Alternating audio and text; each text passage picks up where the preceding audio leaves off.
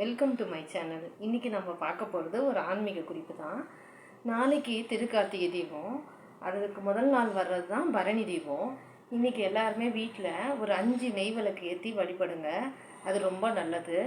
இன்னொன்று யமபயம் நீக்கும்னு சொல்லுவாங்க. நம்ம செய்த பாவமும் தீந்துடும். அது யம தர்மரே சொன்ன விஷயம். நிறைய கதை இருக்குது, இருந்தாலும் நான் ஷார்ட்டாக முடிச்சிடுறேன். நாளைக்கு கார்த்திகை தீபத்து அன்னைக்கு 27 விளக்கு ஏற்றுங்க. நல்லெண்ணெயில் ஏற்றலாம், உங்கள் விருப்பம். நெய் ஏற்றலாம். அதாவது நல்லெண்ணெயில் தீபம் போடுறது ரொம்ப மிக மிக நல்லது. அது எந்த தோஷமும் கிடையாது. 27 நெய் விளக்கு ஏற்றுங்க. அப்படி முடியாதவங்க ஒரு 15 விளக்கு ஏற்றுங்க. ஒத்தப்படையில் ஏற்றுங்க.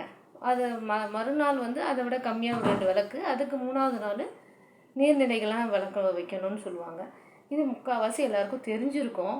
இருந்தாலும் நான் ஃப்ரெஷ்னருக்காக சொல்கிறேன். இதை நீங்கள் கார்த்திகை தீப விளக்கு ஏற்றுறது ரொம்ப சிவனுக்கும் முருகனுக்கும் ரொம்ப நல்ல விஷயம். ஏற்றலாம். குடும்பத்தில் எல்லா ஐஸ்வர்யமும் கிடைக்கும். உங்களுக்காக நானும் வேண்டிக்கிறேன். எல்லாருக்கும் எல்லா ஐஸ்வர்யமும் எல்லா வளங்களும் கிடைக்கணும். ஓகே, பாய்.